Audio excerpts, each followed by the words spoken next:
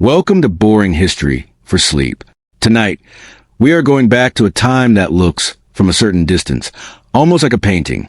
Pastel refrigerators in mint green and pale yellow. Ranch houses arranged along wide suburban streets with lawns that were somehow always the right shade of green at the right length. Children in saddle shoes and pressed cotton running across those lawns while the smell of something in the oven drifted through a kitchen window at 4 in the afternoon. A woman in a full-skirted dress, a strand of pearls sitting exactly so at her throat, setting the table for dinner with the focused, unhurried calm of someone who has never once let the silverware end up on the wrong side. You have seen this image. Everyone has. It lives in the opening sequences of old black and white sitcoms, in the glossy pages of Vintage Life magazine, in the advertisements for washing machines and cake mixes and kitchen appliances that promised they would change your life in ways that, if you actually lived through the 1950s, you would find to be somewhat overstated. But tonight, we are going to look at what was happening just out of frame. Because behind that smile, behind the apron, behind the gleaming kitchen floor and the meticulously folded laundry and the children who were somehow always spotless by dinner, there was a woman who was perpetually, relentlessly, almost athletically busy. Not just busy in a way that any person with a full life is busy. Busy in a way that becomes something more than a fact of her daily existence. Something closer to its structure, its skeleton.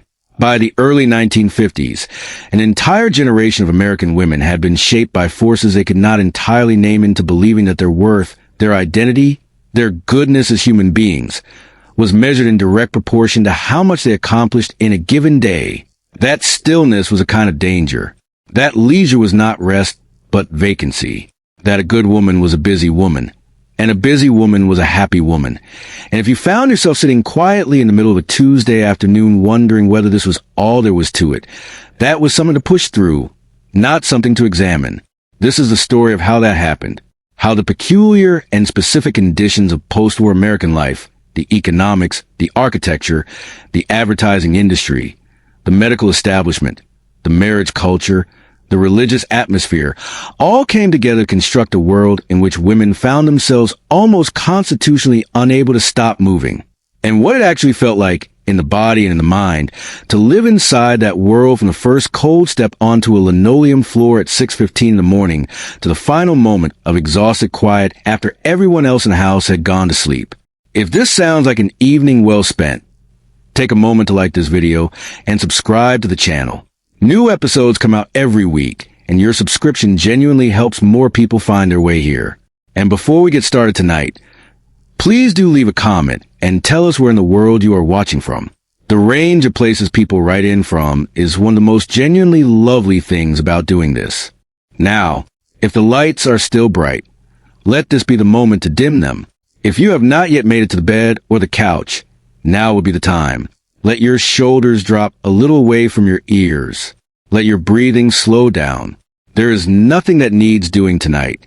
Nothing to solve or organize or clean, which is, as it turns out, precisely the kind of thought that would have struck the women we are about to spend the evening with as almost radical. Let us begin. The alarm goes off at 6:15 in the morning. Not softly. This is not the gentle chime of a digital clock, but a simulated sunrise of a modern wake-up light. The 1950s alarm clock is a compact, round mechanical device with two brass bells on top, and when an internal hammer strikes them, it produces a sound that bypasses drowsiness entirely and goes straight to the part of your nervous system that handles mild emergencies. It is less an alarm and more a small brass announcement of the fact that sleep is now over. You are already reaching for it before you have fully surfaced from sleep. Your husband does not stir. Your children do not stir. The entire house is still and dark, wrapped in particular early morning quiet of the suburb that has not yet been asked to produce any noise. Outside the bedroom window, the lawns along your street are silver with dew. The driveways are full. The houses, which are all versions of the same few designs built by the same developer, are dark in a way that only early morning makes a street look genuinely peaceful. In a few hours, this neighborhood will be loud with children and station wagons, and the sound of someone's husband starting a lawn mower at the precise moment that everyone within two houses has decided to sleep a little longer. But right now, in the suspended interval between night and morning, there is something close to beauty in it. You put your feet on the floor anyway.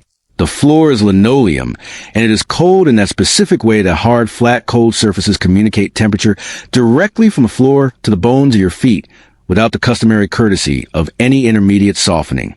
You cross the hall quickly. The children's rooms are quiet. Your husband is still asleep, which is not a failure of character on his part, but simply the operating arrangement. The house wakes up because you wake up first, and it is an arrangement you did not negotiate so much as absorb from the world around you until it felt like a fact of nature. The housecoat you pull on over your nightgown is a piece of clothing that has largely vanished from modern life, which is a genuine shame if you ask anyone who wore one. It is a full-length, often brightly patterned garment worn in the transitional period between waking and being dressed for the public world. It is comfortable in the way that garments with no structural requirements tend to be. You are not yet ready to face the day, but you are no longer in bed, and the housecoat communicates this intermediate status with reasonable accuracy. Down the hall, through the doorway, into the kitchen, where the first task of the day is already waiting with the particular patience of an object that has nowhere else to be. The percolator goes on first. Coffee in the 1950s is almost always made in a percolator, either stovetop or electric, a short round metal device that heats water until it cycles up through a tube and filters down through ground coffee in a rhythmic bubbling motion that produces a sound like a small, contented engine. The coffee that emerges is strong and substantially more bitter than what most people drink today, because the specialty coffee culture that would eventually produce $14 lattes did not yet exist, and the objective was to produce a hot, dark, caffeinated liquid without particular attention to nuance.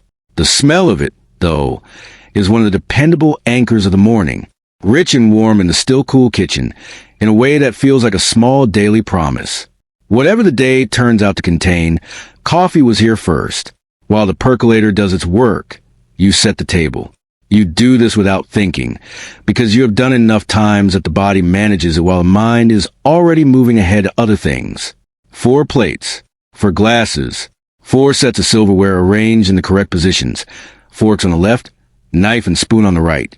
Because even at 6:30 in the morning, in a kitchen that no one but your family will ever see, the table is set correctly. This is not a trivial habit.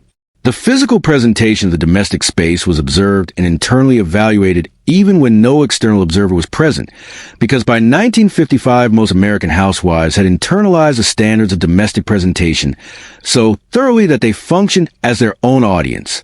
The refrigerator is a General Electric or a Frigidaire or a Westinghouse in pale yellow, because pale yellow was one of the fashionable appliance colors of the early 1950s, alongside mint green, and a particular shade of pink that the appliance industry had decided women would find appealing. The refrigerator hums. It is one of the background sounds of the 1950s house. The hum of the refrigerator, the distant sound of the furnace, if it has decided to be cooperative this morning, the ticking of the clock above the kitchen door. It is 6:25. You have approximately 5 minutes of morning quiet remaining. The post-war suburban house that you are standing in was built quickly. This was not an accident. The housing shortage that followed World War II was real and urgent, and the developers who solved it, men like William Levitt on Long Island and Joseph Eichler in California and Abraham Levitt in Pennsylvania, approached home construction with the same assembly line thinking that had organized military production during the war. Standardized parts, pre-cut lumber, specialized work crews who moved through a neighborhood installing the same component in house after house after house, rather than one crew completing one house at a time. Levittown, New York, which began selling homes in 1947, was producing 30 houses a day at its peak. 30 houses a day. The numbers were staggering and the houses were small. The original Levitt homes were around 750 square feet, and the insulation was adequate rather than generous, and the single bathroom was shared by everyone, and the neighborhood itself was part of the product being sold. The promise was this: a detached house, a lawn, a driveway, and the social understanding that you had arrived somewhere, no longer renting a floor of someone else's building in the city. A homeowner, a family in a place of its own. The mortgage made it real. The Veterans Administration Loan Guarantee Program, created by the Servicemen's Readjustment Act of 1944, made it possible for returning soldiers to purchase a home with little or no down payment. combined with the new suburban developments offering houses at prices that were genuinely within reach of a working class or middle class family. The result was a transformation of the American landscape so rapid that it still reads as extraordinary from a historical distance. In 1940, approximately 44% of Americans owned their homes. By 1960, that number was 62%. The house is real. The pride in the house is real. And underneath both quiet and structural and largely unexamined, the pressure is also real.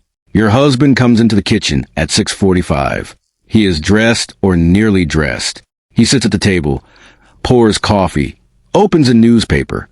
The newspaper was delivered to the door because newspaper delivery was a functional feature of 1950s suburban life, not a nostalgic detail, but an actual daily transaction involving an actual teenager on a bicycle.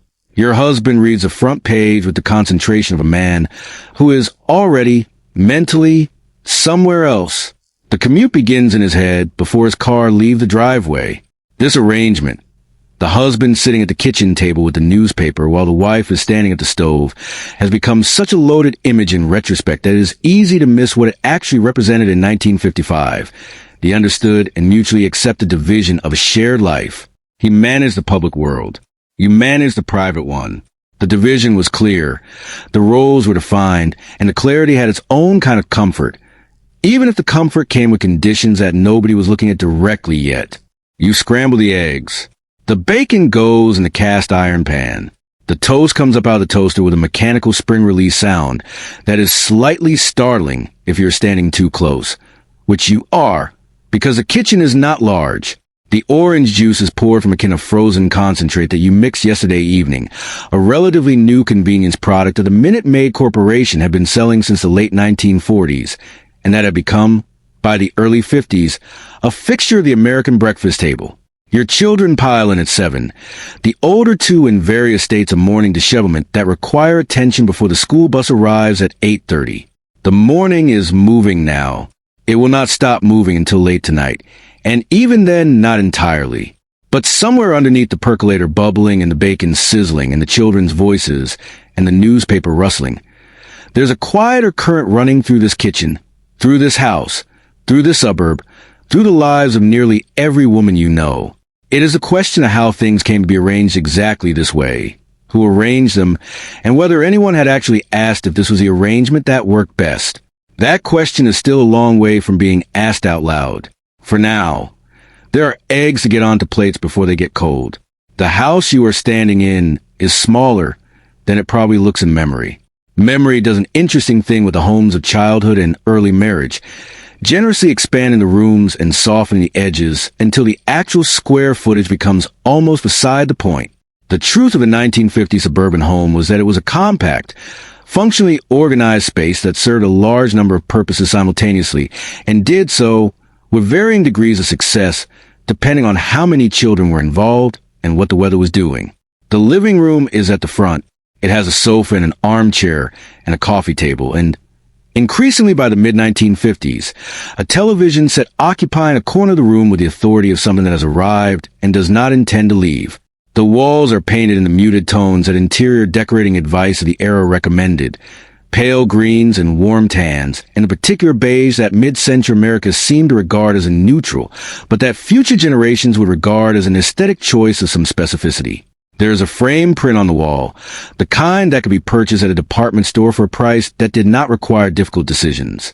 There's a lamp with a fabric shade. The living room is for company, for Sundays, for the evening television hour. When the day is done, during the rest of the week, it is maintained in a state of presentation readiness, which means it is kept clean and arranged with a consciousness that someone might be sitting in it at any time and should find it satisfactory. This is not paranoia. This is simply the operating standard. The kitchen is a true center of the house, by which I mean not architecturally, though some designs place it centrally, but functionally, socially, and in terms of where the woman of the house actually spent the majority of her waking hours. The kitchen was designed, in the post-war era, with something approaching seriousness of purpose. Home economists at universities like Cornell and the University of Illinois spent real professional energy in the 1940s and 50s studying kitchen layouts. They measured step counts between the stove, the refrigerator, and the sink. They analyzed the frequency of different tasks and the physical demands of performing them. They produced something called the kitchen work triangle, a design principle that placed the three primary workstations in a triangular arrangement to minimize unnecessary movement. The kitchen work triangle was, when you think about it, an attempt to optimize a workspace for a worker who was never going to be paid and whose satisfaction with the workspace was not the primary concern. The optimization was in the interest of efficiency, and efficiency was in the interest of producing more output, which was more meals and more clean dishes and more organized storage. And the underlying question of whether the person doing all this work might prefer being in a different room entirely was, architecturally speaking, not part of the brief. Your kitchen has the work triangle. You navigate in the morning without thinking about it, because repetition has made the kitchen an extension of your body, a space you move through with the automatic competence of long familiarity. You know which cabinet door sticks. You know that the second burner from the left on the stove runs slightly hot and requires adjustment. You know exactly which drawer the serving spoon is in, which is more than you can say for anyone else in the household. The house also has a basement and, in some configurations, a garage. The basement is your husband's domain, in the way that the kitchen is yours. It contains his workbenches, tools, and, in many 1950s basements, a collection of items that represent past projects abandoned in various states of completion. The garage houses a car, which is a technology on which the suburb's entire logic depends. Without the car, the suburb makes no sense. The distances between the house and the grocery store and the school and the workplace and everything else are designed around the assumption that everyone has a car. The post-war suburb was built for a car-owning family. If you did not own a car, it was a significantly less functional arrangement. The yard in front and behind the house was not merely decorative. The lawn was a moral statement. Neighborhood covenants in many suburban communities actually required lawns to be maintained to certain standards, and the social enforcement of those standards operated even where the legal requirements were absent. A well-kept lawn communicated something. A long-gone seed communicated something else. The message in both cases was about the character of the family inside the house, and in a social environment where the house was one of the primary legible texts of a family status, the lawn was its opening sentence. You step out the back door for a moment with a cup of coffee, while the older children finish their cereal. The morning light is coming across the yard at an angle that makes the dew on the grass look almost beautiful. A few houses away, Mrs. Patterson's kitchen light is on. Beyond that, you can see the Henderson's maple tree and the Kowalski driveway and the general geometry of a neighborhood that is the same in every direction you could look. You are standing in the post-war American dream. It is genuinely yours. It also requires, you think, rather a lot of maintenance. The children need breakfast that is not cereal, or not only cereal. Because cereal alone in the 1950s was considered insufficient for a proper morning meal, and a proper morning meal was not something you produced by accident or by convenience. It was something you produced deliberately, with planning and intention, because the role of food in the emotional economy of the 1950s family was considerable. Feeding your family well was an act of love. Feeding your family poorly or hastily or carelessly communicated something about the quality of that love. The advertising industry understood this perfectly, which is why the cereal box commercials showed mothers serving the cereal as part of a larger breakfast and looking genuinely invested in the nutritional outcome. The cereal was not a replacement for breakfast. It was a component. So there are eggs, almost always eggs, scrambled this morning, fried on Tuesdays because that is when the children specifically requested them, and you have learned, through the ordinary domestic intelligence of a person living with small people, when the path of least resistance is the right path, and when it is just the easiest path, and these are not always the same. The difference matters more than it might seem. There is also toast, buttered while still hot, because cold unbuttered toast has no advocates anywhere in history. The butter comes from a wrapped block in the refrigerator and is applied with a table knife to bread that came from the bakery section of the supermarket, or possibly from a loaf you made yourself on Saturday, because baking your own bread was still a mark of domestic competence in the early 1950s, even as the commercial bread industry was making it genuinely unnecessary. The Wonder Bread Company, which had been selling sliced bread since 1930, was in the 1950s running advertisements that made specific nutritional claims about its product, including its fortification with vitamins and minerals, delivered in that particular confident tone that mid-century food advertising had perfected, the tone that implied that modern science and the American food industry had finally solved the ancient human problem of nutrition and were offering the solution at a price that was quite reasonable.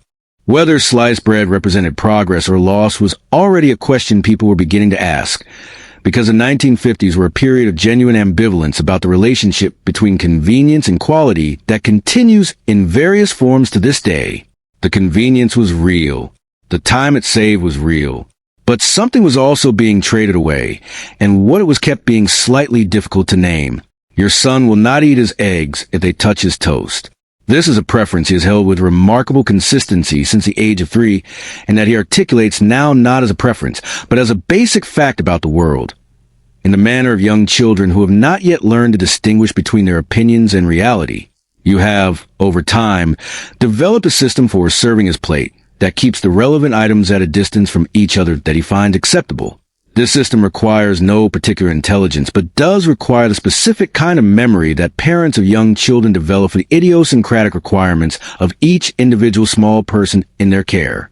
Your daughter eats quickly and competently, and then wants to show you something she drew yesterday at school. You look at it while managing the percolator and the toast, and the calculation of whether anyone is going to be late for the bus. The drawing is of a horse, though it could also be interpreted as a very elongated dog. And you tell her it is wonderful, which is not exactly dishonest because the intention is excellent and the horse is clearly doing its best. This moment, this specific moment, the drawing and the genuine warmth of looking at it and the simultaneous management of everything else happening in the kitchen is one of the moments that is genuinely not nothing. The love that operates in a 1950s kitchen on a Tuesday morning is real. The connection is real. The pleasure of being the person at the center of this particular chaos is real. Sometimes. This is important to say, because the story of 1950s housewives contains real moments of real satisfaction alongside the real constraints, and collapsing the whole thing into either pure happiness or pure oppression misses what actually happened. The baby, who is in the high chair, has been managing his scrambled eggs with the creative approach of a person for whom throwing things is still a viable option, and who has not yet been fully socialized out of it. The floor under the high chair is going to require attention before you leave the kitchen. The school bus arrives at 8:30. At 8:28, the older two are out the door in a state of proximate readiness that you have learned to accept as the working definition of adequate. Your son's left shoe is tied by you in the final seconds before departure. Your daughter's hair ribbon is adjusted on the walk to the bus stop. You watch them get on the bus. The bus pulls away. You carry the baby on your hip back into the house. In the kitchen, the breakfast dishes are waiting. The floor under the high chair is waiting. The day has barely begun, and it is already slightly behind. This is a specific texture of the 1950s morning, and it is what you will find, if you ask the women who lived it, at the core of their daily experience. A state of permanent catch-up, where the tasks arrive faster than they can be finished, and finishing them is only the beginning, because more are always waiting, and the day is structured in such a way that there is no natural moment at which you can look around and say, genuinely, that everything is done, because everything is never done. The historian Susan Strasser, in her book on the history of housework, described the domestic work of American women in the 20th century as labor without product, in the sense that it did not accumulate. You made the beds today, and tomorrow the beds needed to be made again. You cooked dinner, and tomorrow dinner needed cooking again. You cleaned the kitchen, and the kitchen began immediately becoming unclean again, because that is what kitchens do when people use them. The work regenerated itself continuously. There was no completed project. There was only maintenance, sustained indefinitely. And maintenance, sustained indefinitely, is a particular kind of work, with a particular effect on the person doing it. But breakfast has to be cleaned up before anything else. So let us start there. Getting dressed in the 1950s is not a casual activity. The visual standards for women in this period were specific, detailed, and enforced through mechanisms that range from polite social expectation to what could fairly be called aesthetic surveillance. How you presented yourself in public, and to a significant degree how you presented yourself within your own domestic space when others might see you, communicated your status, your self-respect, your adequacy as a woman of your time and place. Looking sloppy was not merely an aesthetic failure. It was a social statement, and not a welcome one. The undergarment situation alone deserves a moment of genuine attention. The girdle was not optional. Let this be clear. The 1950s girdle was a foundation garment that compressed the hips, waist, and thighs into the smooth, controlled silhouette that the decade considered essential for any woman in public. It was constructed of rubber, elastic, and occasionally boning, and performed its function with an efficiency that came at the expense of what most people, wearing for the first time, would identify as the ability to breathe at full capacity. You adjusted to it over time, not because it became comfortable, but because you eventually stopped noticing the extent to which it was not. Women of essentially all ages and body types wore girdles. The cosmetic and fashion industries had collaborated over several decades to create a baseline expectation of what a dressed woman's body should look like, and that expectation assumed the existence of undergarments performing substantial architectural work. A woman who could be seen in a dress without this architecture was, in the social understanding of the era, not properly dressed. The girdle was as much a part of getting dressed as putting on your shoes. It simply happened to be considerably less comfortable. Above the girdle came the full-skirted dress, which was a dominant aesthetic of the early 1950s, derived from Christian Dior's new-look silhouette that had arrived in 1947 with its cinched waist and full skirt falling well below the knee, and its suggestion that women, having spent several wartime years in practical, material-saving clothing, were now invited to be extravagant again. The new look filtered through the fashion industry and out into department stores and home sewing patterns, and eventually into the everyday wardrobes of women who had never heard of Christian Dior, but who recognized the silhouette because it was everywhere. You sew some of your own clothes. This is not unusual. The 1950s saw the peak of domestic home sewing in America, driven partly by the availability of affordable commercial patterns, simplicity in Butterick and McCall's, and partly by the post-war prosperity that made fabric accessible, and partly by the genuine skill that many women had developed through necessity during the Depression years and the wartime rationing of the early 1940s. A woman who could produce a well-fitted dress from a commercial pattern and 4 yards of cotton was exercising legitimate technical skill, and the end product was often as well made as anything available in the stores at a fraction of the cost. You also buy some of your clothes. The department store is one of the genuinely important institutions of 1950s women's life, and we will visit it later today. The stockings go on now. These are nylon stockings, which became the standard in women's hosiery after the war. They are sheer, they are delicate, and they run when they snag on anything with even moderate enthusiasm. The running of a stocking in the 1950s was a minor crisis in the way that the running of a stocking today simply is not, because stockings were expensive enough and functional enough that they needed to be handled with care, and because the appearance of the legs was considered important enough that a visible run was a visible failure of presentation. The stockings are attached to a garter belt, which is worn over the girdle, which gives the whole enterprise a layered structural complexity that might cause a contemporary person to simply choose a different pair of pants and move on. The 1950s woman moves on differently. She applies the stockings, checks the back seams, adjusts them so they run straight up the center of each calf. The straightness of the seams matters. Other women notice them. You notice them on other women. The seam is a small, visible line of social information. Hair is next. The hair in 1955 has been styled. Not today, but on Friday at the salon, where it was washed and set in pin curls or on rollers, then dried under a large dome dryer that sat over your head like a small personal climate system for approximately 45 minutes, then combed out and teased and sprayed into a shape designed to last, with careful nightly pinning for the coming week. This is a standard of hair management in the 1950s.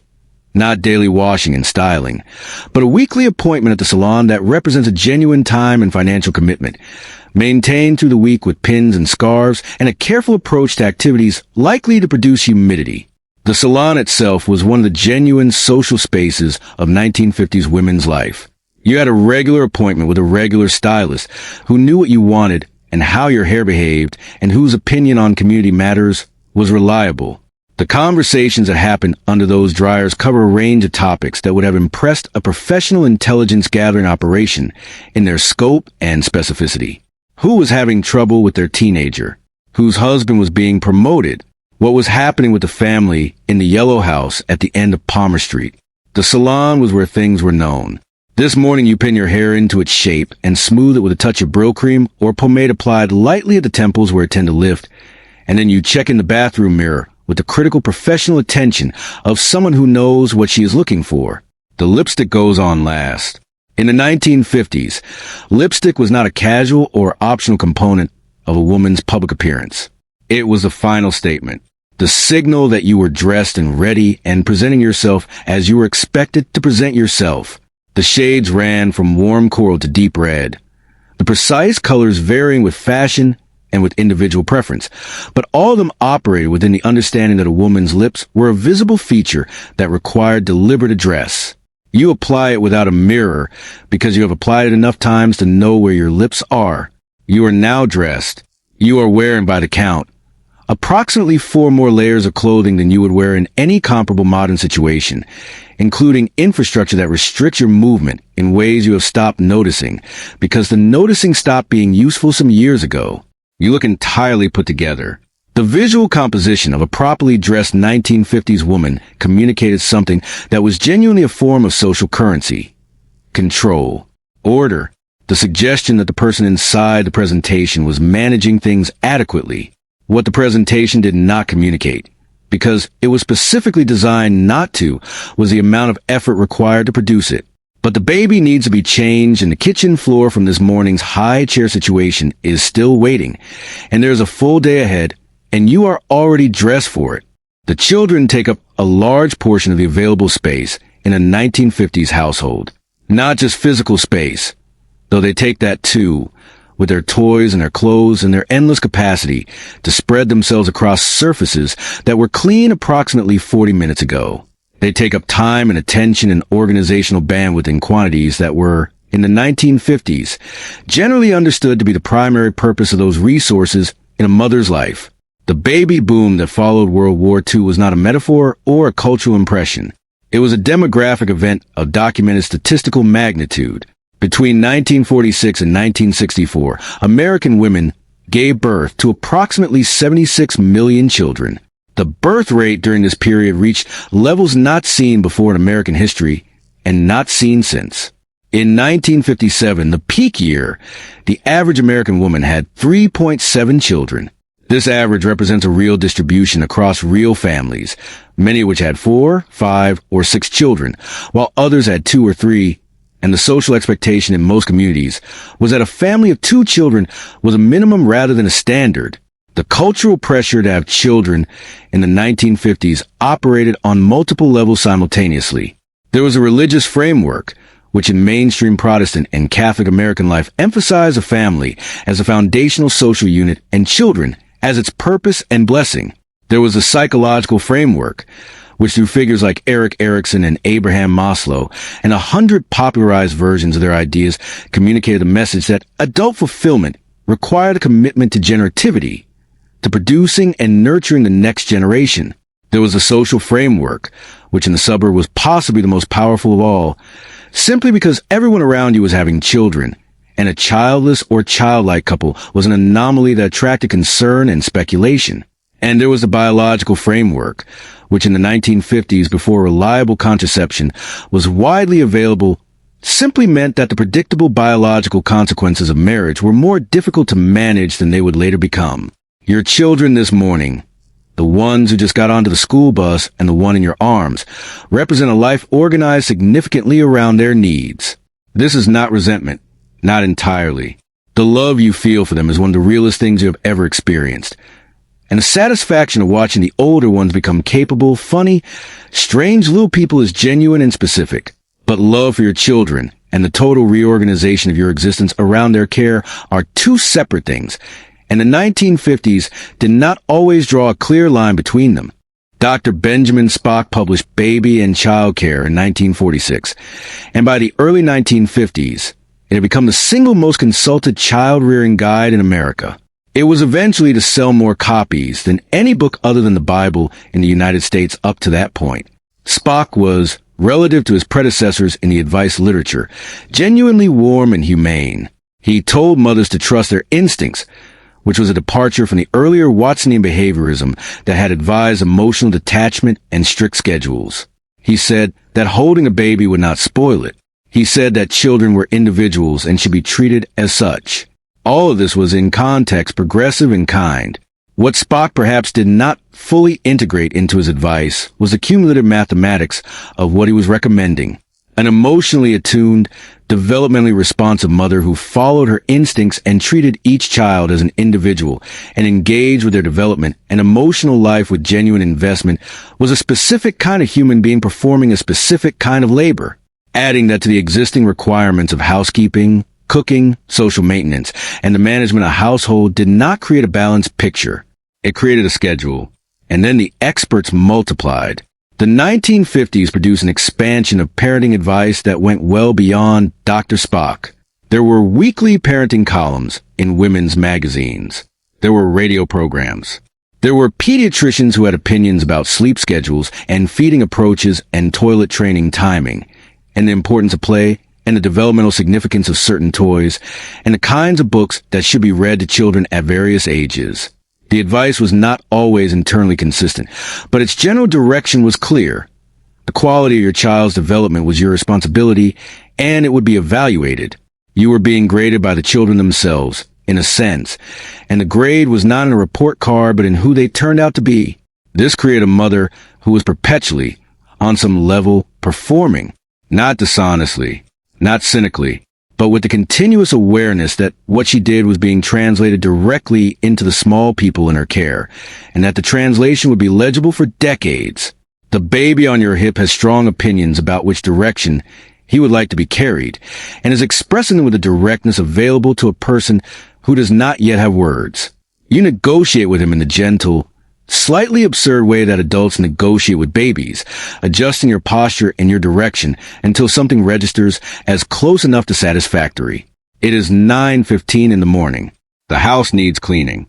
The kitchen comes first. The breakfast dishes have been sitting in the sink since 7:45, when the last round plates went in, and in the 1950s dishes in the sink are not left there indefinitely. This is one of the standards that applies without negotiation. The kitchen needs to be put right in the morning, which means dishes washed and dried and put away, the stovetop wiped clean, the counters cleared, the table clean, the floor swept, and if it's a mopping day, mopped. You wash by hand. The dishwasher existed in 1955, but was present in fewer than 5% of American homes, which means it was present in essentially none of the homes in your neighborhood, and was considered, along with the automatic garbage disposal and the second bathroom, one of the features you might aspire to in a future house that was slightly bigger than this one. For now, there is a sink, hot water, dish soap, and your hands. The dish soap has a smell that is distinct and specific and entirely of its period. A clean, slightly chemical fragrance that the major brands, Palmolive and Ivory Liquid, which introduced its iconic plastic bottle in 1953, applied to their products as part of what they understood was a sensory experience. The smell of Palmolive dish soap was the smell of a job being done. The advertising for these products was sophisticated in its understanding of the connection between smell and the feeling of cleanliness. And the feeling of cleanliness was what they were actually selling, because cleanliness in the 1950s was a moral category as much as a physical one. You wash, rinse, dry, and put away. The cast iron skillet gets wiped with a paper towel and returned to the back burner. The percolator gets rinsed and left to dry.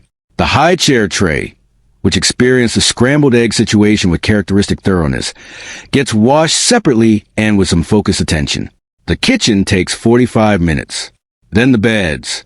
Making a bed in the 1950s was not the process of pulling a duvet in the approximate direction of the pillows and declaring victory. The beds had fitted sheets at the bottom and flat sheets on top, and the flat sheet needed to be tucked in with what were called hospital corners at the foot of the bed, a fold and tuck technique that produced a neat, tight corner. Then the blanket. Then the bedspread pulled smooth and taut across the entire surface, with the pillows arranged on top in whatever configuration matched the room's standard presentation. You make 4 beds. The baby's crib has its own procedure. For beds, properly made, takes approximately 30 minutes if everyone who was previously in them has departed, and you can do the work without interruption. With a baby present, who regard the freshly made bed as an invitation. The timeline adjusts. The bathroom is next. The single bathroom shared by 5 people generates a cleaning requirement that is proportional to its traffic. The sink, the toilet, the bathtub, the floor, and the tile surrounding the bathtub, which in the 1950s construction had not yet benefited from the moisture-resistant grouts and sealed tile systems that would appear in later decades, and which was therefore capable of developing its own opinions about cleanliness if not addressed with some regularity. 20 minutes for the bathroom, if you are moving efficiently. Then the vacuuming. The vacuum cleaner of the 1950s was a significant machine. The Hoover, the Electrolux, the Kirby. These were substantial domestic appliances that required assembly, management, and a degree of physical effort to operate. The cord was long because the houses were small enough to vacuum in fewer plug-in positions, but needed careful management to avoid being run over by the machine itself, which produced a burning smell if that happened, and which you knew to avoid because of experience. The advertising for vacuum cleaners in the 1950s was built on a foundation of mild anxiety about what might be living in your carpet. Dust, germs, allergens, the things that a properly operated modern vacuum cleaner could neutralize, in contrast to the older broom and carpet beater approach that merely redistributed them. A well-vacuumed carpet was not just a cleaner carpet. It was a healthier environment for your children, and the framing of cleanliness in terms of your children's health was a reliable lever in 1950s advertising because it converted a question of aesthetic preference into a question of maternal responsibility. The living room carpet gets vacuumed. The bedroom carpets get vacuumed. The rug in the hallway, on beating days, gets carried outside and beaten against the porch railing with a rattan paddle designed for exactly this purpose, a job that produces an amount of airborne dust that is simultaneously alarming and strangely satisfying as evidence of what was there. And then the laundry. Monday was wash day. It is now Wednesday and 2 days of family of 5, with a baby in cloth diapers, because disposable diapers do not become a widely available consumer product until Procter & Gamble begins selling Pampers in 1961, has produced a quantity of laundry that is substantial by any standard. The washing machine, which is the post-war housewife's most significant domestic technology, takes care of the washing and the rinsing, the spin, but it does not do the sorting, the loading, the monitoring, the unloading, the hanging or the drying, the folding, the ironing, or the putting away. And everything gets ironed. This is the single most difficult thing to communicate to a contemporary audience, because ironing is now a periodic and selective activity for most people applied to specific garments in specific situations. In the 1950s, it was applied to nearly everything. Sheets were ironed. Pillowcases were ironed. Your husband's shirts were ironed with particular care, because a shirt with visible wrinkles was a professional liability, and your husband's professional presentation reflected on the household. Children's dresses were ironed. Your own dresses were ironed. Napkins were ironed. Tea towels, occasionally, were ironed. The handkerchiefs that your husband carried were ironed, which represents either a high water mark of domestic dedication or the point at which the category of ironing began operating beyond its natural jurisdiction, depending on how you look at it. The iron is a heavy metal instrument that produces substantial heat from the flat bottom plate and moderate heat from the rest of itself when in operation. Ironing is a standing job. It is a warm job. It is a job that requires continuous attention and some skill, because an iron applied incorrectly to certain fabrics produces results that are worse than the wrinkle it was intended to address. It is not intellectually demanding, but it is not nothing either. You have to be present and attentive in the specific way that any task requiring physical care and repetition requires presence. The historian Ruth Schwartz Cowan published a study in 1983 called More Work for Mother, which examined exactly this paradox. The labor-saving devices that American housewives accumulated over the 20th century, the washing machine, the vacuum cleaner, the electric range, the refrigerator, did not reduce the total hours spent on domestic work. They reduced specific physical demands while simultaneously raising the standards against which the work was measured. Because every family in the neighborhood had a washing machine, clean clothes stopped being a weekly achievement. They became a daily expectation. Because everyone had a vacuum cleaner, carpets that were merely free of visible debris were no longer adequate. They needed to be fully cleaned. The devices did not liberate the housewife. They change what liberation would need to look like. It is now 11:30. You have been working continuously since 6:15. Your back is mildly aware of itself. The baby is due for a nap after lunch, which is approximately 45 minutes away. After the nap is when you will do the shopping. But first, there is a floor that needs sweeping one more time. The car backs out of the driveway at 1:15. The baby is in the back seat. In 1955, the car seat technology for infants was essentially a cloth or wicker structure that attached loosely to the car seat, primarily for elevation rather than safety, and which was regarded at the time as an adequate solution to the problem of transporting a baby in a car. The understanding of automobile accident physics that would eventually produce modern safety standards did not yet exist in the mainstream, and the standards themselves were still decades away. You put the baby in the available device and it is fine, because everything is generally fine in a way that things generally are fine until they are specifically not, and nobody is thinking about that. The supermarket is approximately 2 miles from the house, which is not walkable with baby and a week's worth of groceries, which is why the car is not a luxury, but an absolute functional requirement. The supermarket you are pulling into represents something genuinely new in the history of food retail. Self-service grocery shopping had existed in America since the 1920s, when Claire and Saunders opened the first Piggly Wiggly stores with the revolutionary concept that customers could walk among the shelves and select their own items rather than presenting a list to a clerk. But the post-war supermarket, large, air-conditioned, lit with fluorescent tubes, stocked with a variety of products that would have been inconceivable to a shopper of the 1920s, was a different order of institution entirely. By 1955, the average supermarket carried approximately 4,000 different products. The variety was deliberately cultivated. The packaged food industry, which had expanded enormously during and after the war as canned and processed foods became national standards rather than wartime necessities, filled the shelves with options. Canned peas in 6 different brands. Soups in dozens of varieties. Breakfast cereals that arrived in boxes covered with cartoon characters and promises about vitamins. Cake mixes, which General Mills had introduced in the late 1940s under the Betty Crocker brand, and that represented a frontier of what would eventually be called convenience food. The cake mix was a fascinating object in the social history of 1950s housewifery. When it was first introduced, market research revealed that women were reluctant to use it in its original form, which required only the addition of water. The reluctance was traced through consumer research conducted by the psychologist Ernest Dichter to a feeling that using a mix that required nothing from you removed the sense of personal contribution from the baking, and personal contribution was what made baked goods an expression of love and care rather than mere consumption. The manufacturers responded by reformulating the mixes to require the addition of an egg. Nothing else changed in the fundamental process.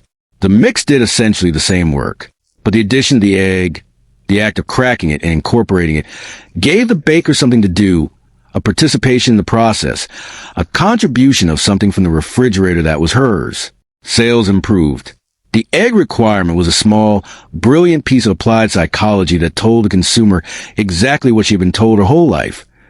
What you make has value because of what you put into it, and what you put into it is what makes it yours. The convenience is fine. The convenience is even encouraged.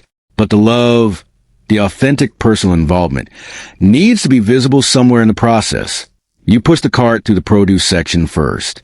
Produce in a 1950s supermarket was somewhat more limited in variety than what you would find in a modern market, partly because the transportation and refrigeration infrastructure that would later make Chilean grapes available in Minnesota in January was not yet what would become, and partly because the concept of seasonal and local eating was not yet a philosophical choice, but simply a fact of what was available. You buy what is available and in good condition and within the budget. The budget is real. You manage the household finances with the money your husband provides, which requires a calibration of the week's meals against the available funds. That is a legitimate form of economic planning, performed by you in your head, while also steering a shopping cart with a baby whose opinions about want to touch things on the lower shelves. You buy meat at the meat counter, which in 1955 involved a conversation with the actual butcher about the specific cut and the specific thickness, because the pre-packaged meat section that would come to dominate grocery stores later in the decade is not yet universal.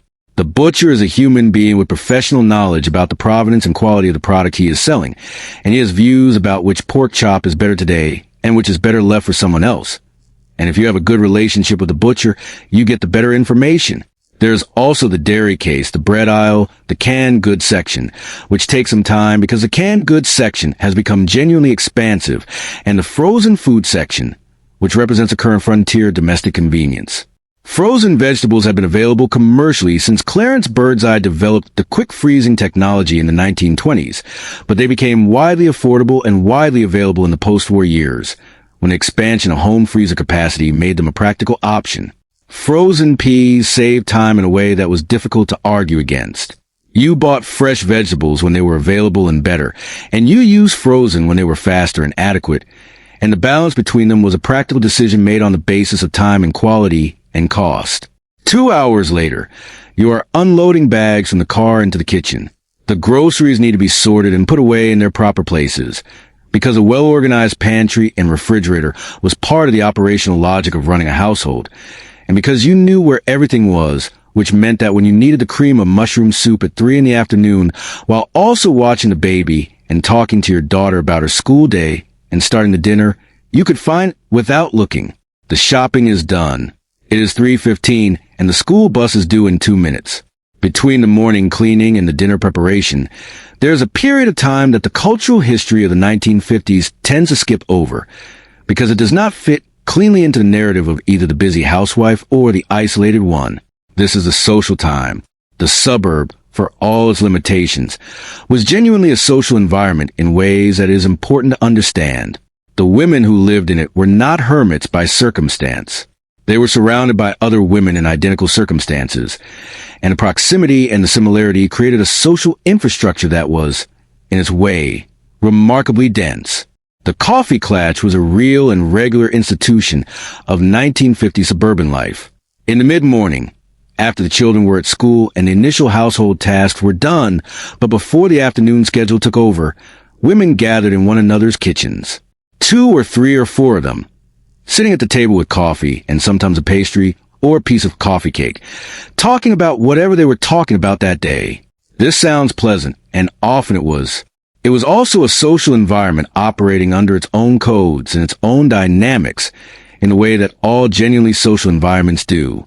The coffee klatch was where you learned things, where you adjusted your understanding of the neighborhood's current state, who was having trouble with a child, who was excited about a new appliance, what the couple in the block had said about the new neighbors, whether the school principal was being fair about the 4th grade reading groups. This information was socially valuable, and the conversations that produced it were not idle.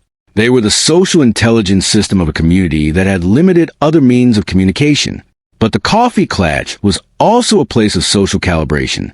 You learned through the conversations and through what was not said and through the visible state of each other's kitchens, what the operating standards were. How clean was clean enough? How organized was organized enough?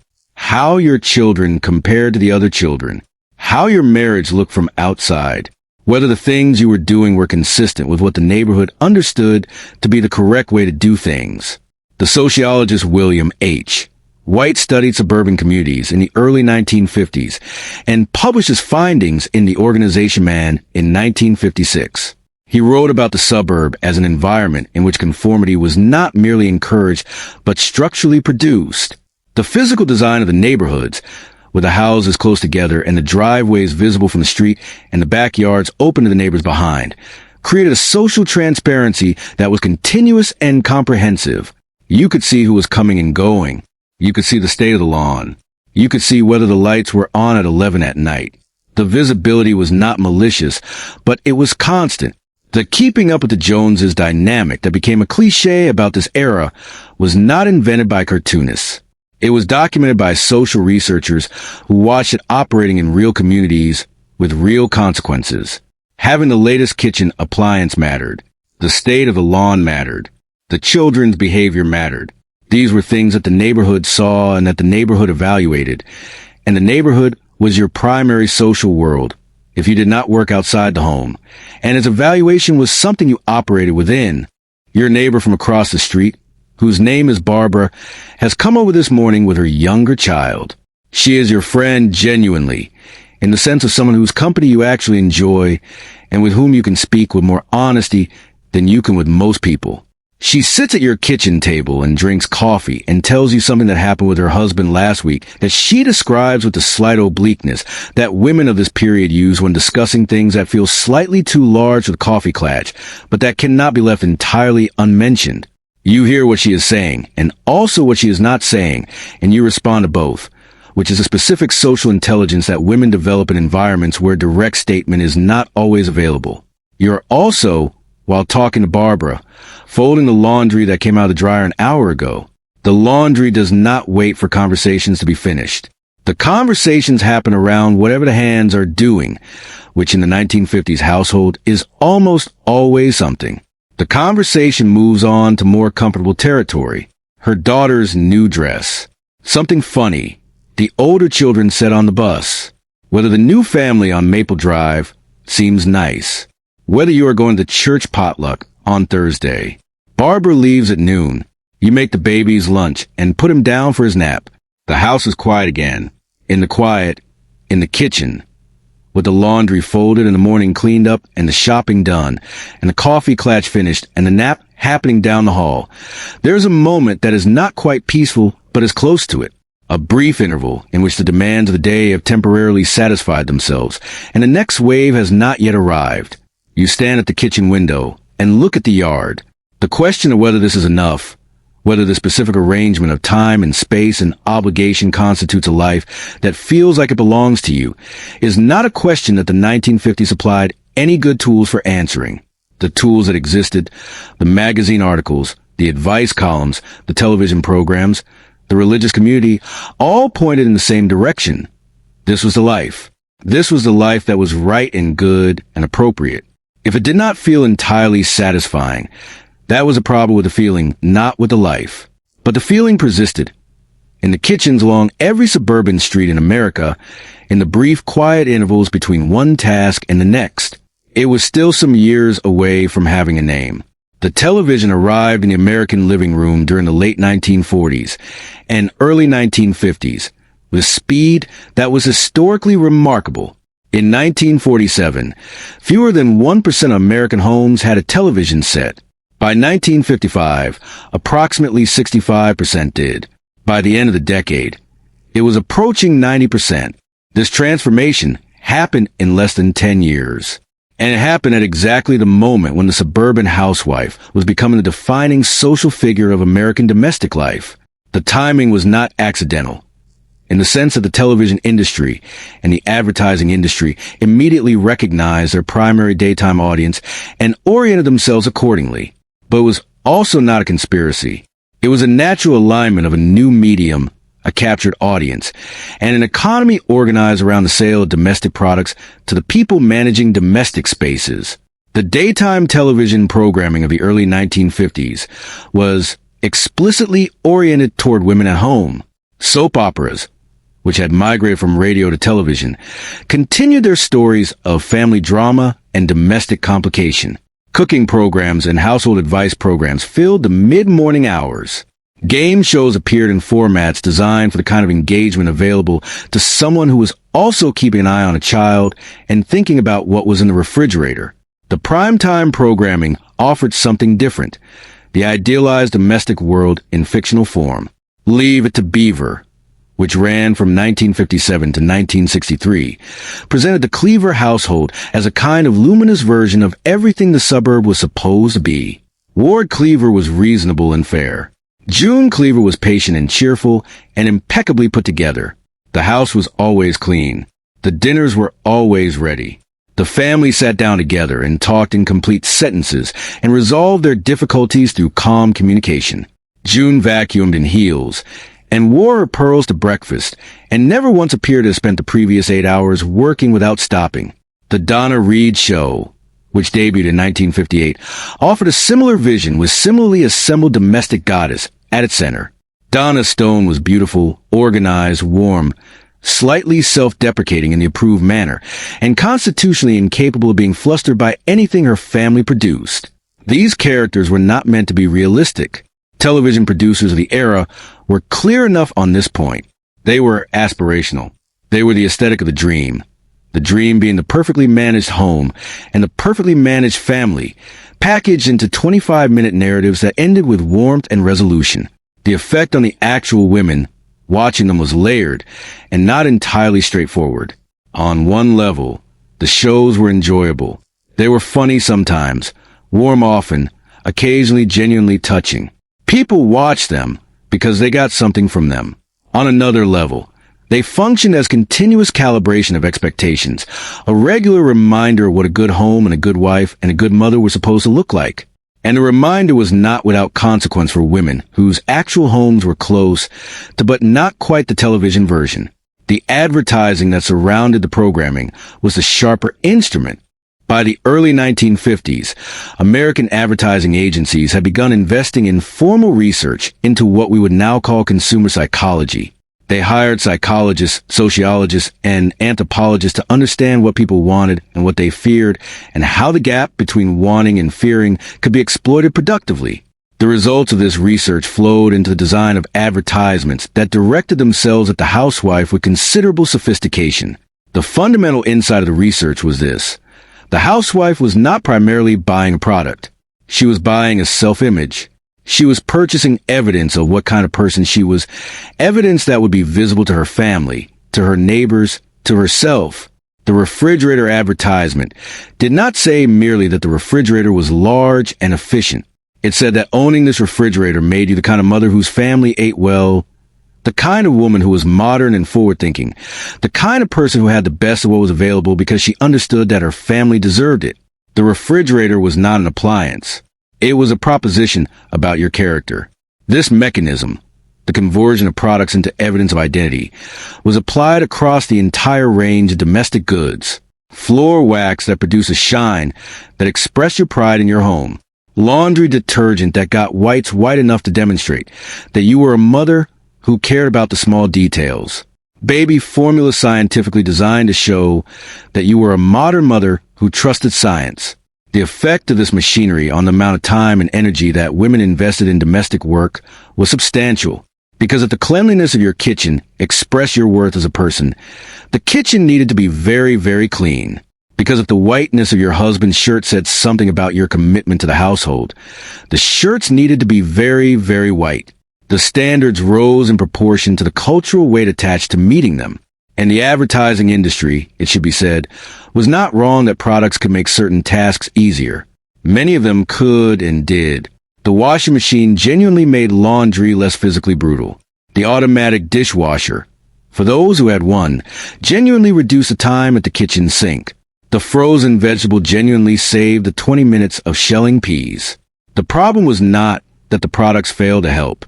The problem was that the help they provided was immediately converted into a higher floor for the expected standard, so that the time saved by the convenience was filled by the expectation of greater output. This was a domestic productivity paradox of the 1950s, and operated with the reliable consistency of a physical law. You watch the evening news with your husband at 6:30, and then the situation comedy that follows it, and you find yourself looking at June Cleaver's living room and thinking about the state of your own carpet, which you vacuumed this morning. It was clean when you finished. It is less clean now, because a family of 5 has been living in it since then. Tomorrow you will vacuum again. Somewhere around 1953 or 1954, something began quietly accumulating in the waiting rooms and offices of suburban general practitioners across America. Women were coming in with complaints that did not fit cleanly into any diagnostic category the textbooks recognized. Fatigue that was not explained by any underlying illness. A persistent, low-level anxiety that was not attached to any specific cause. Headaches that came and went without apparent pattern. Irritability that surprised them and that they felt guilty about. A feeling of emptiness or flatness that arrived not in response to anything specific, and that was difficult to describe because a vocabulary for describing it did not quite exist yet. They were not, typically, in any obvious distress. Their homes were functioning. Their families were fed. Their children were attending school and developing normally. From the outside, everything was in order. The complaint was something more like an atmosphere than a symptom, a pervasive flatness underlying the competent surface of a well-managed life. The physicians they saw were, in the great majority, male. The medical profession in the 1950s was overwhelmingly male, not because women were biologically unsuited to medicine, but because the educational and professional pathways that led to medical practice had been organized, explicitly and implicitly, around male participation, and women who pursued them faced systematic obstacles that most eventually did not overcome. The male physician seeing a female patient with vague psychological symptoms in 1954 was working from a diagnostic framework built almost entirely on research conducted on male subjects and interpreted through cultural assumptions about female psychology that were, in retrospect, not especially accurate. The conditions these women were presented with acquired a name or several names. Housewife syndrome, housewife neurosis, suburban neurosis. The names varied with the physician in the moment, but they shared a common logic. The patient was a housewife, and the housewife was exhibiting symptoms, and the symptoms were therefore a feature of the housewife condition. The treatment that followed from this framing was correspondingly domestic. The physician might suggest more fresh air, exercise, a hobby, perhaps a women's club or an evening class, something to occupy the mind. The message embedded in all of this was that the condition could be managed through better self-management, which returned the responsibility to the woman and left the circumstances that had produced the condition entirely intact. It was, in its way, an admirably tidy solution to a problem that no one was quite willing to look at directly. The pharmaceutical solution arrived in 1955. Meprobamate, sold under the brand name Miltown, was the first tranquilizing drug to achieve mass market acceptance in American history. It had been developed by the pharmacologist Frank Berger, who had noticed in earlier research that the compound produced a calming effect in laboratory animals without causing sedation. Berger brought the drug to market through the pharmaceutical company Wallace Laboratories, and it was approved by the FDA in the spring of 1955. By 1957, meprobamate was the most prescribed drug in the United States. Americans consumed approximately 1 billion Miltown tablets in that year. This works out to roughly 6 tablets for every American adult. It was prescribed for anxiety, for the feeling of generalized tension, for what the medical literature described as the tensions of modern living, a phrase that covered an enormous amount of ground without examining any of it. Miltown became fashionable in a way that prescription drugs rarely do. Celebrities discussed using it. It appeared in newspaper and magazine articles, not as a medical issue, but as a cultural phenomenon. It was, in the language of the time, a happiness pill, and the concept of a pharmaceutical shortcut to feeling better had a powerful appeal in a culture that was simultaneously committed to the idea of scientific progress and experiencing a quiet collective anxiety that it could not locate the source of. The women who used Miltown were not all housewives, and the housewives who used Miltown were not all unhappy. But the pattern of the drug prescription overlapped significantly with the demographic that was turning up in physicians' offices with housewife syndrome, and the logic of the overlap was not complicated. Here was a condition producing distress. Here was a compound that reduced distress. Here was a solution. What the solution did not do was ask what was causing the distress. It managed the output without examining the input. It made the woman feel less anxious without changing any of the conditions that had produced anxiety. And for many women, in the immediate short term, it worked. The anxiety was genuinely reduced. The flatness was genuinely less flat. The mornings felt more manageable. The parallel story involved amphetamines. Diet pills containing amphetamines or amphetamine-adjacent compounds were widely prescribed to women throughout the 1950s under the clinical framework of weight management. The post-war beauty standard, with its emphasis on a specific and controlled silhouette, was not achievable by all women through diet and exercise alone, and the medical profession was willing, broadly, to provide pharmaceutical assistance without asking too many questions about the cultural forces that had made the standard what it was. Amphetamines produced energy and suppressed appetite, and also produced, with extended use, anxiety, insomnia, mood instability, and psychological dependence. A woman who was already being pushed toward hyperproductivity by the social expectations of her time was being given a drug that enhanced her productivity and her anxiety simultaneously. The combination did not strike the prescribers as paradoxical, because the anxiety was being separately managed by the meprobamate. Two prescriptions, running in parallel, each addressing one half of a system that together they were helping to sustain. Betty Friedan was talking to women throughout this period, conducting the interviews that would become the raw material of the feminine mystique.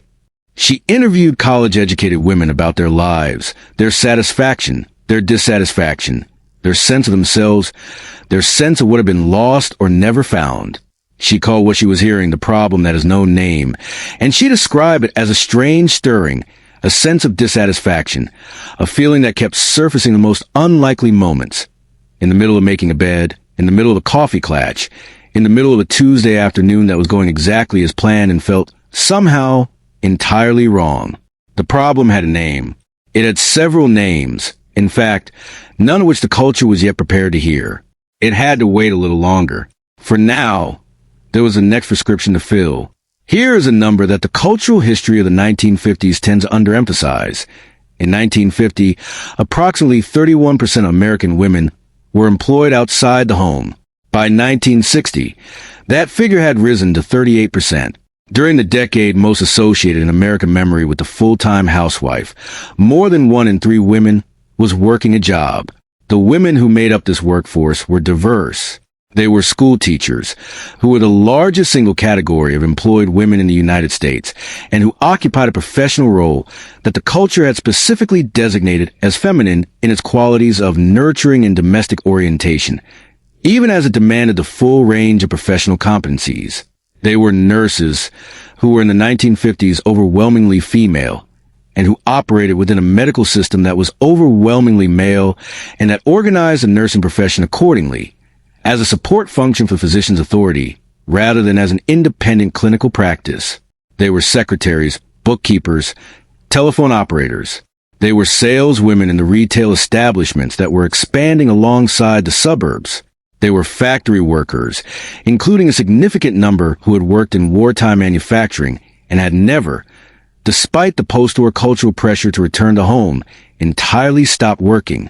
They were domestic workers, cleaning and cooking in the houses of other families, performing the same labor that was theoretically fulfilled in every household by the housewife, but as paid employment.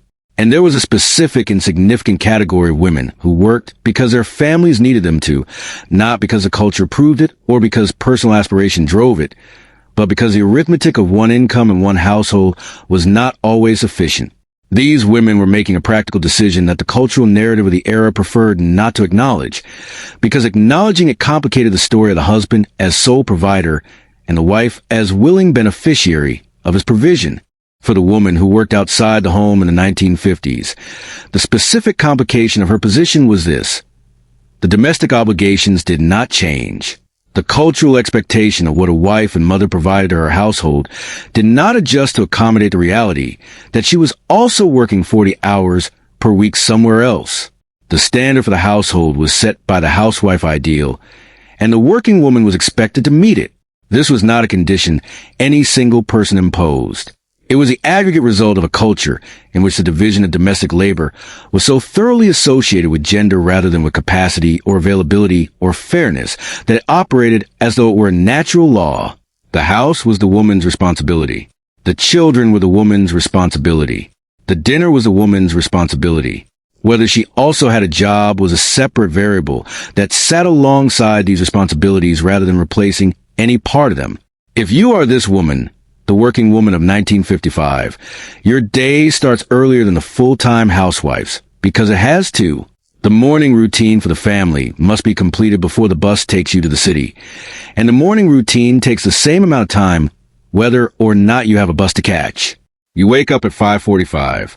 You make breakfast, dress the children, organize the morning, and leave the house at 7:15 in an outfit that is appropriate for an office or a classroom, which is a different outfit from the one the full-time housewife wears to vacuum. You come home at 5:30 and start dinner. You make dinner, manage the children's evening, help with homework, conduct baths, do the bedtime routine, wash the dinner dishes, and do whatever piece of the laundry or cleaning that the morning did not accommodate. The double burden, as sociologists would eventually name it, did not begin in the 1970s or the 1980s. It was present in the 1950s in its foundational form, affecting the hundreds of thousands of women who were simultaneously working outside the home and maintaining the domestic standards of the full-time housewife. What is striking, from a historical distance, is that both the full-time housewife and the working mother arrive at the same place by the end of the day, completely occupied, entirely given over to the needs of others and the maintenance of the household. The paths were different. The textures of the days were different, but the exhaustion at the end of them was remarkably similar in quality. Busyness was not a condition peculiar to one type of 1950s woman. It turns out, the water they all swam in. The marriage that a 1950s American woman entered was, by any contemporary legal standard, an extraordinary document. Not extraordinary in a flattering sense. Extraordinary in the sense of containing provisions that have since been so thoroughly revised that they are now almost unrecognizable as features of a legal partnership. A married woman in the 1950s could not, in most states, open a bank account without her husband's signature or approval. She could not apply for credit in her own name. She could not, in many places, sign a legal contract independently. She could not serve on a federal jury until 1957, when the law was changed and the state-level situation varied considerably. In most states, divorce required proof of fault, meaning adultery, cruelty, or desertion, which in practice meant that a woman in an unhappy but technically adequate marriage had very limited options for leaving it. The legal doctrine of coverture, derived from English common law and formally rejected only in stages over the course of the 20th century, had historically treated a married woman and her husband as a single legal entity, the entity being the husband. Many of the legal limitations on married women in the 1950s were the remnants of this framework operating in a system that had never fully dismantled it. They were not ideological positions someone had consciously designed. They were historical residue that nobody had gotten around to cleaning up. But historical residue has real consequences for the people living inside it. The practical meaning of these legal conditions for the daily life of a 1950s housewife was that her material security was entirely dependent on her husband's choices and her husband's behavior. If he chose to move the family to another city for his job, the family moved. If he managed the family finances poorly, she had limited independent recourse. If the marriage became unbearable for reasons that did not meet the legal definition of fault, she could not easily leave it, and even if she could, she faced a social and economic landscape in which a divorced woman was at a significant disadvantage. Employment opportunities for women were limited and low paid. The social stigma of divorce in the 1950s was genuine and consequential. The practical path back from a failed marriage to an independent and functional life was genuinely difficult. This context shaped everything about the institution of marriage in the 1950s, including the degree to which women worked to make their marriages work, whatever that took. The cultural language around marriage in this period was the language of vocation. Being a wife was something you were, not merely something you did. The magazines, the advice columnists, the religious institutions, the television programs, all framed the married woman's role in terms that suggested not employment but identity. You were a wife. You were a mother. These were not jobs you had accepted. They were expressions of your truest nature. This language was not entirely cynical. For many women, the roles of wife and mother were genuinely fulfilling in ways that deserved to be taken seriously. The love was real. The satisfaction in the relationship was real. The deep pleasure of building a life with someone you loved and raising children in that life was as real as anything human beings experience. But the language also did something else. It made the terms of the arrangement invisible by presenting them as the arrangement's nature. The inequality was not structural. It was natural. The domestic burden was not imposed. It was chosen because it was what you were. The difficulty of leaving was not a legal constraint. It was an indication that this was where you belonged. The advice for wives in the 1950s women's magazine, which was one of the primary cultural texts of the era, was genuinely staggering in its accumulated specificity. You were advised to greet your husband at the door freshened and composed, having changed into a clean dress if necessary, and applied fresh lipstick, with the children quieted and the house in order. You were advised to listen to his day before discussing yours, because his had been hard in ways that deserve priority. You were advised not to greet him with your problems or your dissatisfactions, because he needed to come home to peace. You were advised, in other words, to make your interior life invisible in the evening in the same way that the labor of the day was invisible. The erasure was not demanded. It was recommended, as though it were in your own best interest. The marriage your grandchildren will someday read about in history books was not the marriage of the advice columns or the television programs. It was a marriage of real people negotiating real conditions with real love and real limitations and real moments of grace and real moments of something else. The genuine texture of 1950s marriage was more complicated and more human than any of its cultural representations managed to capture. But the representations shaped the expectations, and the expectations shaped the experience.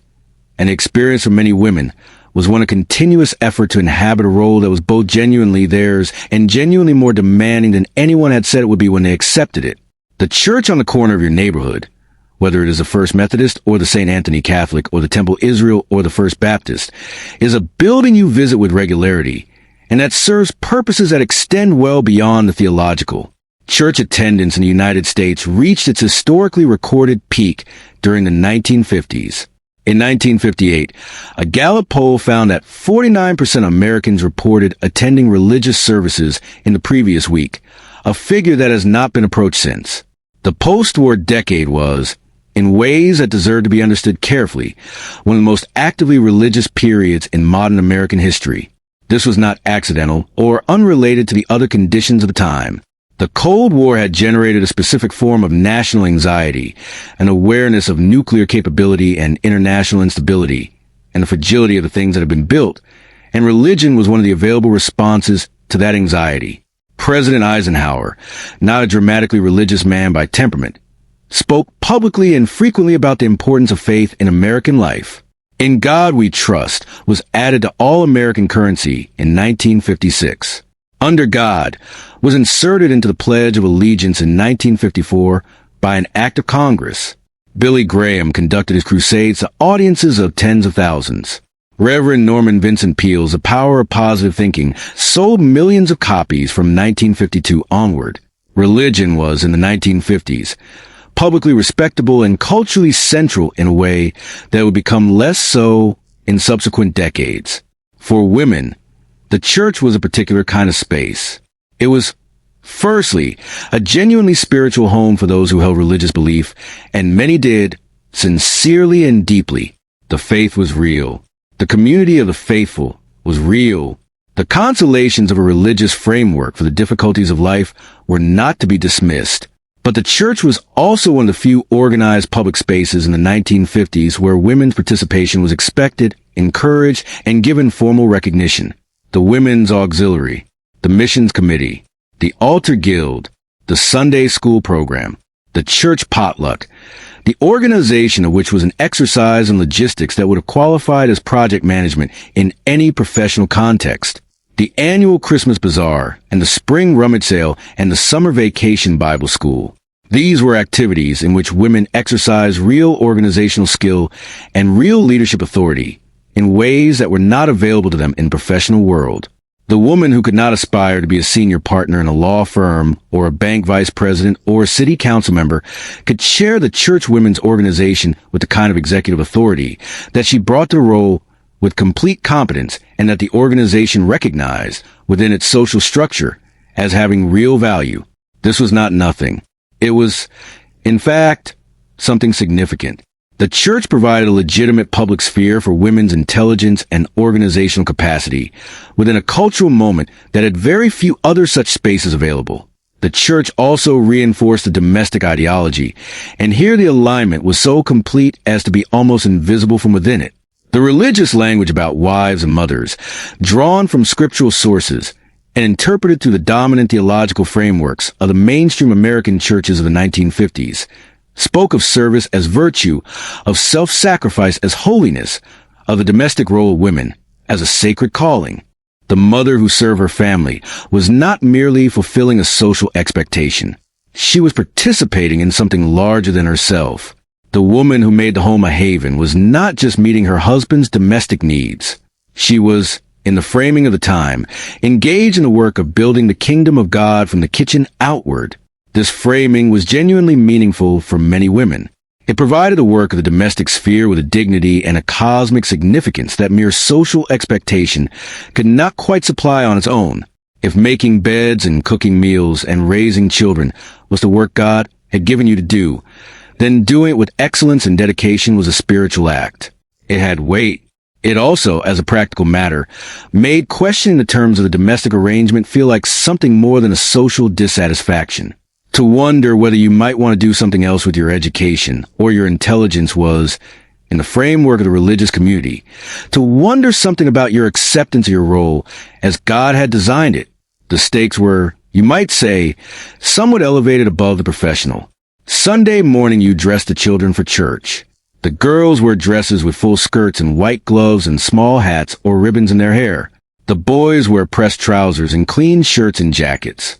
Your son's hair is combed flat against his head in a way that will last approximately 11 minutes before the natural architecture of his hair reasserts itself. You wear your best dress and your good coat and the hat you bought specifically for Sunday, which you do not wear any other day. The service is an hour and a half. The sermon is about something you find genuinely worth thinking about. The music is one of the parts of the service you look forward to, because music in a church with a good choir has a particular quality of sound that lifts the space in a way that is genuinely different from music in other contexts. After the service, coffee in the fellowship hall. The social period between the service and going home is one of the genuinely pleasant hours of the week. The children run around. Adults catch up. The organization of Thursday's meeting is finalized. Something warm and slightly chaotic and entirely ordinary happens, which is a thing that community is when it functions. Then home. Sunday dinner to make. The Sunday dinner is the most elaborate meal of the week. A roast, usually, or chicken. Something that justifies the oven and the better dishes and the tablecloth that comes out for Sundays and company. It is the meal that the morning's church attendance has been, in some sense, leading toward a gathering of the family around the table on the one day of the week when the schedule is different enough to make sitting down together feel like a choice rather than a logistical outcome. It is genuinely one of the better moments in the week. You make it happen. You make most of the better moments happen. By 3 in the afternoon, the day has found its second wind. The school bus deposits its cargo at 3:15 with the concentrated energy of children who have been asked to sit quietly and be orderly for 6 hours and who are now, with some firmness, finished with that enterprise. They arrive with reports of the day, demands for snacks, disagreements with each other that began on the bus, and require adult adjudication, and the specific quality of accumulated energy that small people emotion generate, and that is not quite noise and not quite movement, but is somehow both. You manage this. The snacks appear. The disagreements are heard and addressed with the measured fairness of a person who has heard approximately the same disagreement many times in various forms, and has learned which interventions work, and which ones merely escalate the situation into new and more interesting configurations. The homework gets started at the kitchen table. The younger one needs supervision. The older one is capable of working independently, but benefits from the knowledge that you are present and available, which is a different kind of attention than helping, but is still attention. The baby, who has been awake since 2 and is in his late afternoon phase, which is demanding, is managed simultaneously. And dinner preparation begins. Dinner in the 1950s household was not an optional or casual meal. It was the day's primary social event, the gathering of the family around the table at a fixed time for food that had been planned, purchased, and prepared. The time of dinner was known in advance. Your husband knew that dinner was at 6. The children knew that dinner was at 6.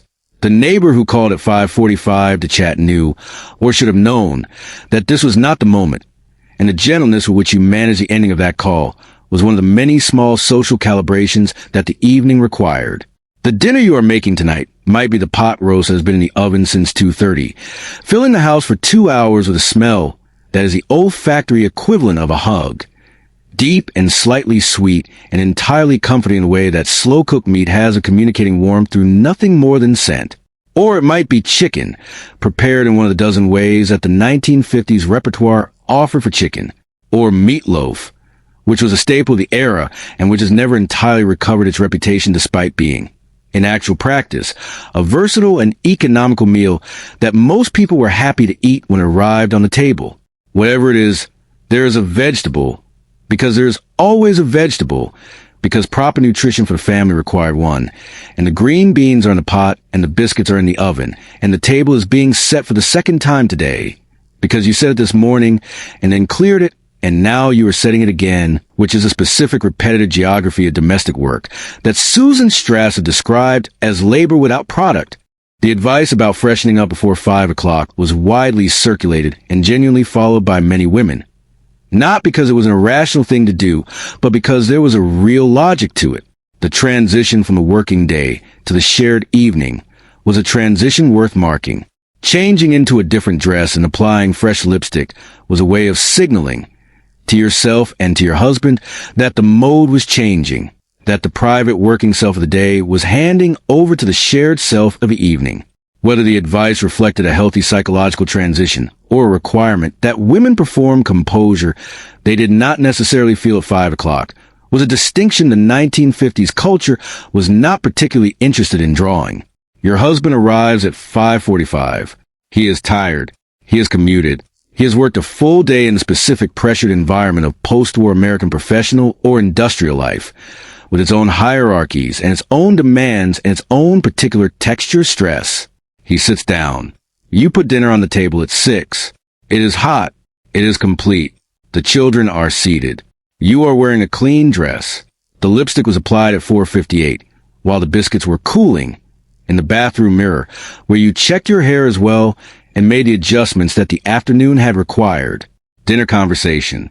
Actual dinner conversation, with the family present and the television off, because the television was not permitted at the dinner table in most households, was one of the genuine social achievements of the era.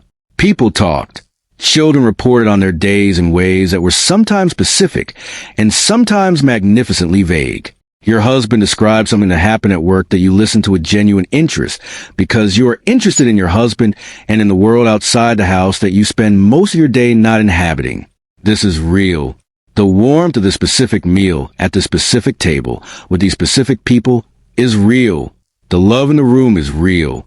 The pleasure of having produced something that everyone is eating and that is good and warm and sustaining is real. This is one of the moments that the cultural critique of the 1950s housewife's life sometimes misses. The genuine satisfactions were genuine. They coexisted with the genuine constraints. Both were true simultaneously. The children are excused from the table when they finish. The baby is extracted from the high chair, an operation that requires some engineering given the quantity of dinner he has distributed across his person and the immediate vicinity. The table is cleared. The dinner dishes go in the sink. They will be washed after the children are in bed, which is the next thing. The baths take approximately 40 minutes, accounting for the fact that the 4-year-old does not feel that the bath is particularly necessary and articulates this position with some vigor. And the baby requires a separate and careful process that involves the bathroom sink and a specialized level of attention to the question of keeping the water out of his eyes, which he has opinions about. After the baths, the stories. After the stories, the tucking in and the glass of water, and the finding of the essential stuffed rabbit without which sleep has been declared impossible, and which is currently in the living room on the sofa, which you know because you saw it there this afternoon, and you retrieve it and bring it to the bedroom, and the bedtime is complete. The house is quiet. It is 8:45. The last stretch of the day is yours, or nearly yours, in the way that things can be nearly yours in a house where you are never entirely off duty. The dinner dishes need washing. You do them. The sink empties. The pots dry on the rack.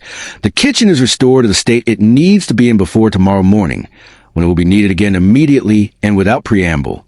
There is something almost meditative about washing dishes late in the evening when the house is quiet and the water is hot and the work is mechanical enough to allow the mind to rest while the hands continue. Almost meditative. Not quite. Then the living room. A few things to straighten. The children's shoes returned to hall closet. The cushions on the sofa rearranged into their correct positions. The baby's scattered toys gathered into the basket by the bookshelf. 10 minutes. You sit down at 9:15. Your husband is watching something on the television. The living room is lit by the blue-white light of the screen. and the single lamp on the side table, and the combination is a specific domestic illumination of late 1950s evenings. A light that is neither quite enough for reading nor quite right for sleeping, but that suits the in-between hour that this is. You have mending, a small basket of it, as there's always a small basket of mending, because the 1950s household generated a continuous supply of items requiring the specific attention of needle and thread, buttons that had departed their garments, seams that had expressed opinions about stress points, socks with holes in them that were too expensive to replace but too obvious to ignore. The mending gets done in the evenings, in these last quiet hours, while watching the television or listening to your husband read something aloud that struck him as interesting. This is not entirely unpleasant. The mending is simple work. The television is often genuinely entertaining. The company of your husband in the evening, when the day's momentum is eased and there is no performance required, and you can simply be two people who chose each other sitting in the same room, is one of the things you value most. But there is also, in the evening quiet, something that is worth sitting with for a moment. The 1950s housewife's relationship with leisure was troubled in a way that is distinct from ordinary tiredness. It was not simply that the work had been too much and the body wanted rest, though the work had been too much and the body did want rest. It was that the concept of having time with nothing in it, time that was not structured by obligation or task, had become genuinely uncomfortable. The compulsion toward doing, toward filling the available time with productive activity, had operated for so long and so consistently that its absence felt less like relief and more like a kind of vertigo. The psychiatrist Abraham Myerson, writing in the 1930s and 1940s, had documented something he called the anhedonia of housewives, a reduced capacity for pleasure, a difficulty feeling genuine enjoyment even in situations that should have produced it. Myerson's observations predated the 1950s by a decade or more, but the conditions he described persisted and in some ways intensified to the postwar period. When Betty Friedan interviewed women for The Feminine Mystique, she found this pattern repeatedly. Women who had everything they were supposed to want, who managed their households competently and loved their families genuinely, but who described a kind of hollowness underneath the competence. Not unhappiness, exactly, emptiness. A sense that the self they brought to all of this activity was not being fed by it in some way they could not quite name.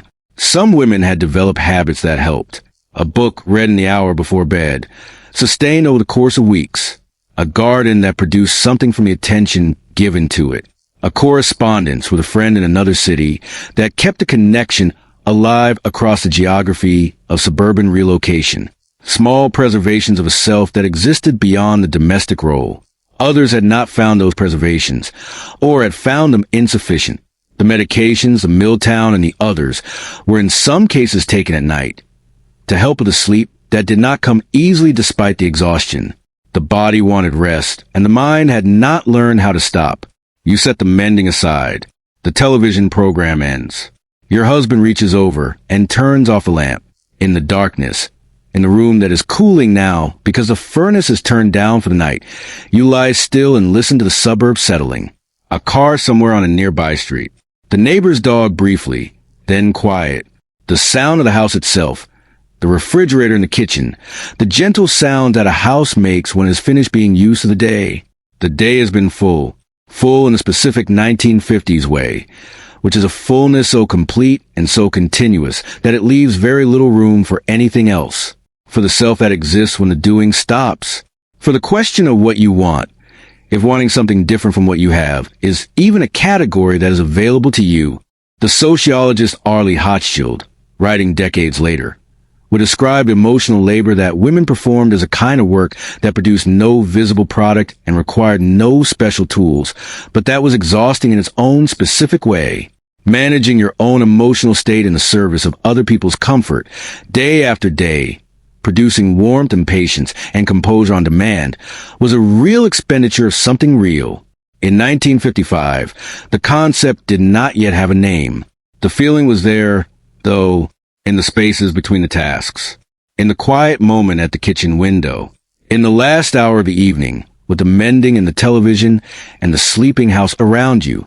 Something was there that needed more room than it was getting. Outside, the suburb is very still. The lawns are dark. The driveways are full. The families in all the identical houses on all the identical streets of all the identical neighborhoods are in the same position. The day finished, the night arrived, the tomorrow already forming in the back of the mind. Your tomorrow begins at 6:15. There are eggs to make, and a floor to sweep, and a family to feed, and a house to run, and a presentation to maintain, and 1,000 small tasks that will accumulate before the day is out. You close your eyes. The suburb breathes around you in the dark. In the spring of 1963, a woman named Betty Friedan published a book that she had been writing for 5 years. She had been gathering her material since the late 1940s. Interviews with college-educated women about their lives, their satisfactions, their dissatisfactions, the space between what they had been told life would offer them and what life had actually delivered. She had talked to women in suburbs and in cities, women who had graduated from the same colleges that were producing the lawyers and professors and the editors and the scientists, women who had come home afterward and put on aprons and begun making breakfast at 6:15. She called the book The Feminine Mystique, and it opened with a chapter called The Problem That Has No Name. The problem lay buried, unspoken, for many years in the minds of American women. It was a strange stirring, a sense of dissatisfaction, a yearning that women suffered in the middle of the 20th century in the United States. She was describing what we have been describing tonight, the specific texture of the 1950s housewife's life. Competent, full, organized, continuous. And underneath the competence, a persistent question that the life itself had not been designed to answer. The book was a phenomenon. It sold hundreds of thousands of copies in its first year.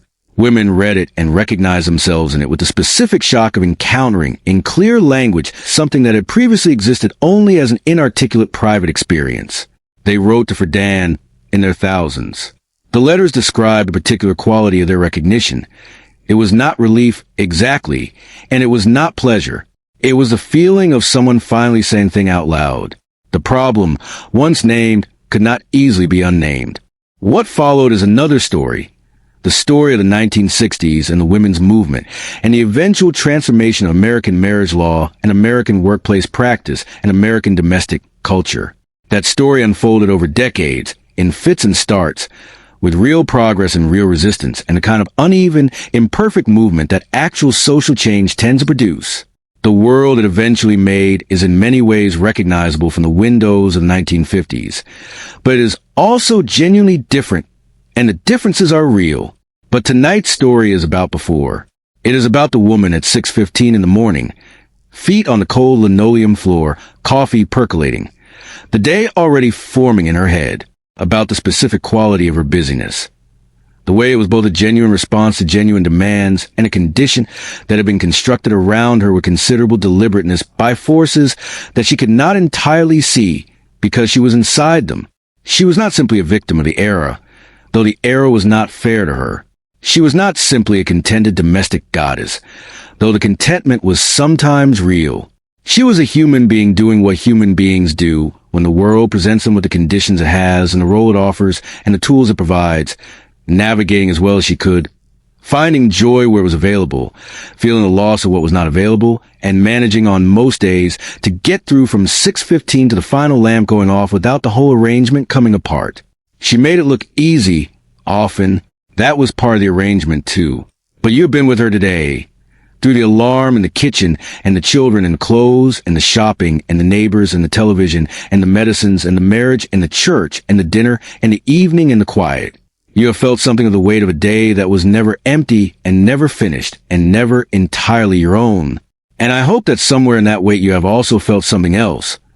The particular way that business, whether we choose it or it is chosen for us, can become not just what we do but who we are. The way that a full schedule can feel like a full self, until the moment the schedule pauses, and you discover that the self was in there somewhere all along, underneath everything, waiting with more patience than it perhaps deserved. The 1950s housewife was busy because the world gave her a great deal to do and very little else. What she discovered, slowly and then all at once, was that the doing was not the same as the living, and that the living, with all its uncertainty and incompleteness, was what she had been looking for in the space between the tasks all along. Tonight, in whatever room you are in, whatever weight the day has left on your shoulders, I hope something of it is loosened.